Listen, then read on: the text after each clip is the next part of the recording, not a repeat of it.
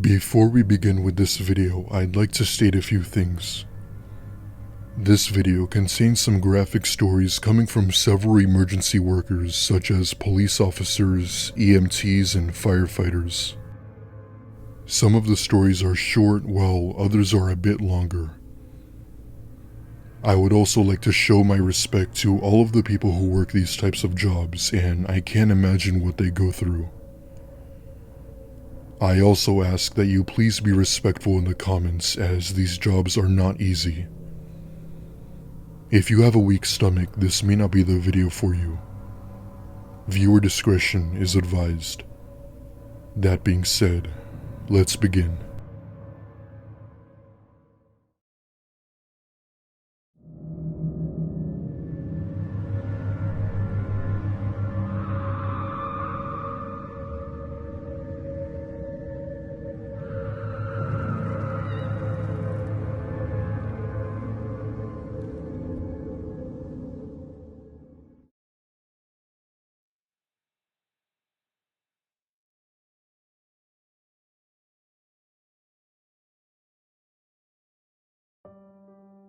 I've been working as a police officer for 8 years now, and it's one of the most stressful but also rewarding jobs I've ever had. Throughout my years of law enforcement, I've responded to several disturbing calls, some of them involving incidents with kids. While most of them have tragic stories, this one takes the prize. I responded to a call around 5 a.m. to a 6-year-old girl crying on the phone saying that her mom died. Me and my backup unit arrive at the house, and sitting on the couch crying is the little girl in her nightgown, and we call dispatch for another officer. Her crying carried on, and she wasn't responsive when we asked her questions. My backup tries to comfort her while I go looking through the house. I get to the master bedroom and see the mom laying on the bed, dead. It looked as though she had overdosed on meds, as she was still holding a prescription bottle. Needless to say, we call an ambulance and any family who the girl might have been related to, but I wasn't sure if they had found her family. That one still sticks with me and was the saddest call I've ever been on.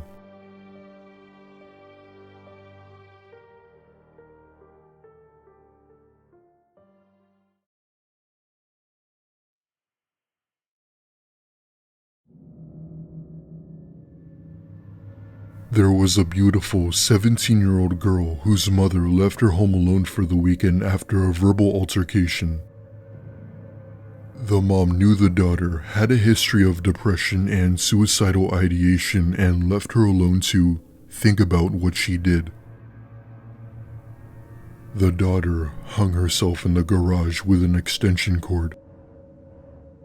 She used a metal garden arbor as her anchoring point. She was at least a day dead, and so we had to pry her hands loose from the sides of the arbor where she tried to pull herself back up after she jumped. It was profoundly sad.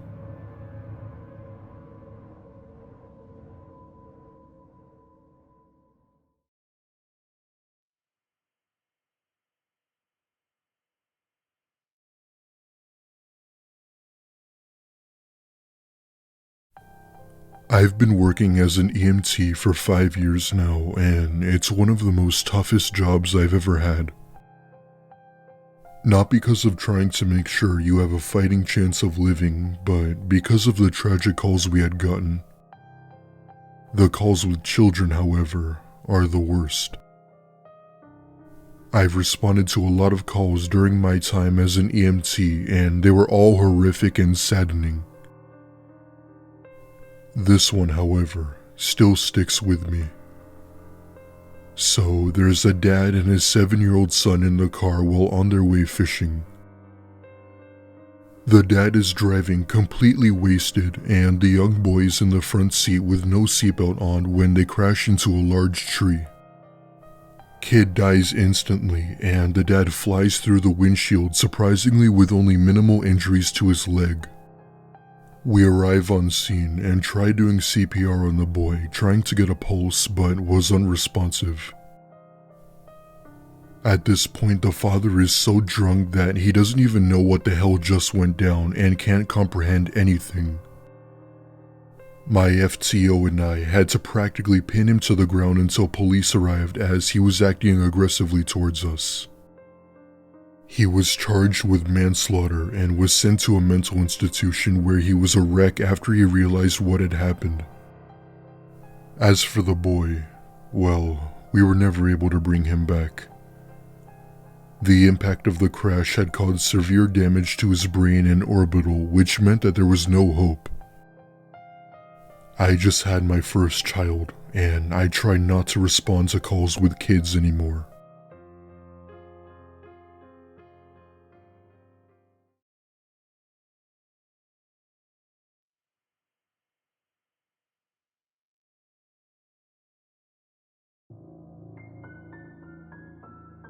Back when I was a young police officer, I got a call to a major accident. There was a mom and daughter driving when their car was hit by a train. The car was trying to go over the railway crossing on the road and got stuck just as the train was coming. The mom dies instantly, and the daughter only suffered from a few injuries to her arm, as she was thankfully in the back seat. The impact of the oncoming train had to be hard, as the car was practically broken in half by the time we got there. The daughter is crying her eyes out, and the ambulance arrived soon after.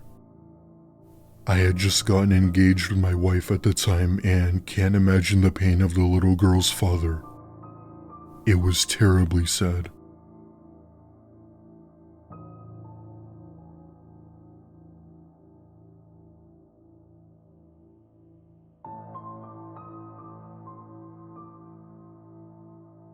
Hey, EMT here.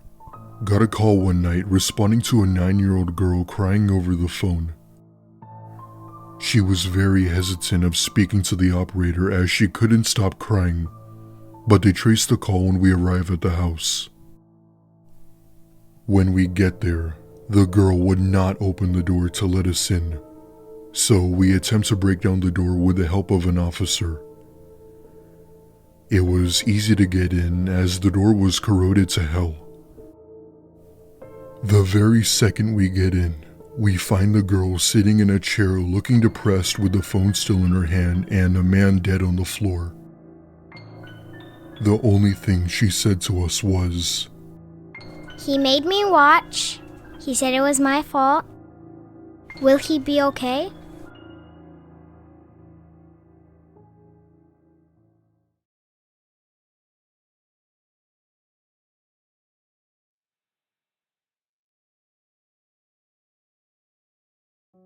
"Passengers, keep your seatbelts on and your feet on the floor. Seriously, this is the only call I've ever projectile vomited on." There was a husband driving and his wife was in the passenger seat, and her feet were in a squatting position on the dash when they were rear-ended and shoved into a boat trailer.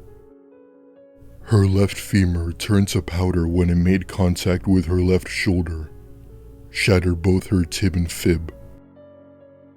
Her scapula and her leg actually ended up looping over her shoulder, and her foot and ankle was resting between her back. I thought it was a scarf, but I was wrong. Her right knee managed to get shoved back directly into her jaw, knocking out all of her teeth, shattering her jaw and splitting it in 2 directions. My partner's in the back seat, holding her head still while I'm trying to throw a collar on her, planning a tracheotomy to help her breathe. I'll never forget her eyes and head shaking, like everything in her was trying to reboot and figure out what the hell just happened. We're trying to punch a breathing hole, but her hyoid bone was fragmented everywhere. We all just sat there trying to make her comfortable as she had some last thrashes and passed. EMTs work their asses off while trying to get you to the ER. We pretty much just drag you into the ambulance and get going. Your best chance of survival is our speediness. But with her, she didn't even look human. We tried everything we could and she was pronounced dead on arrival.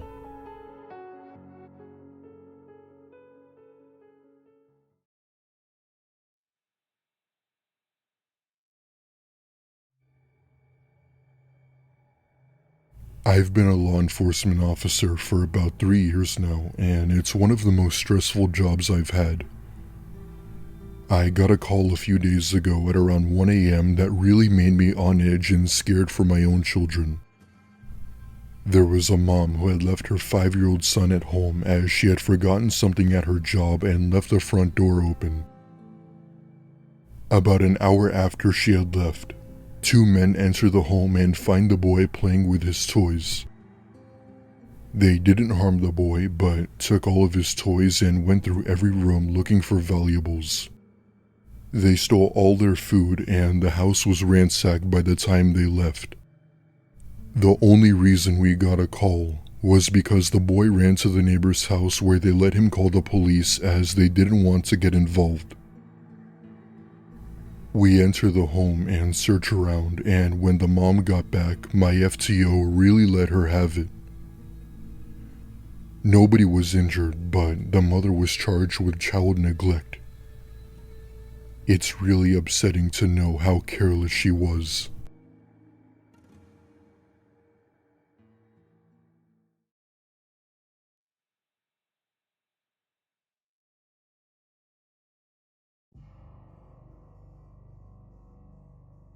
When I was in my late 30s, I got a job as a police officer right after I got out of school after studying criminal justice. Most calls I responded to were just the casual verbal arguments with couples and physical violence. However, there was this one call I responded to where I almost lost my life. There was an older couple driving down a road between acres of trees when they see someone standing in the road with a chainsaw. They try and go around them, but was unsuccessful as the person then tried to block them. After all of the info I got from the operator, I go to the exact coordinates and find the couple's car abandoned on the side of the road. All 4 doors were open and the lights were on. It seemed like it had been ransacked. I get out of my car with my flashlight in hand, looking around, calling out for the couple. The very second I did that, I can faintly see someone coming out of the woods holding a large axe. He was wearing what appeared to be some sort of pig mask. I have my gun drawn at him, but he doesn't put his hands up or backs down. I then hear more noises coming from the tree line and see several people emerge from the trees with masks while carrying weapons. At this point, I'm pointing my gun around everyone and trying to scare them off, but they weren't backing down.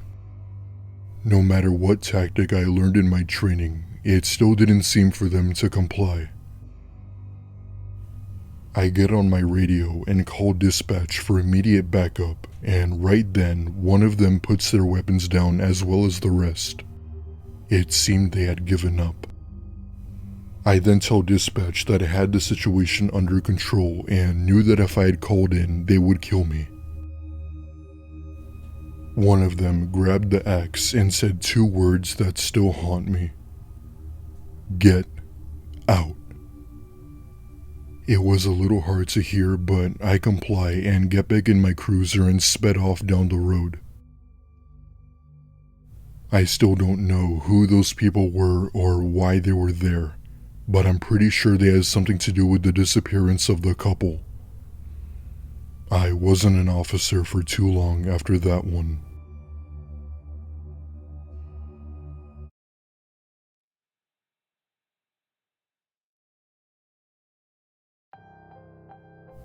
So, I've been a female EMT for 5 years now and responded to several tragic calls. Everything from car accidents to individuals dying in worse situations.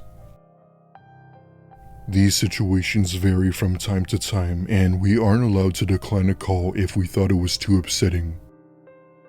This story is a bit similar.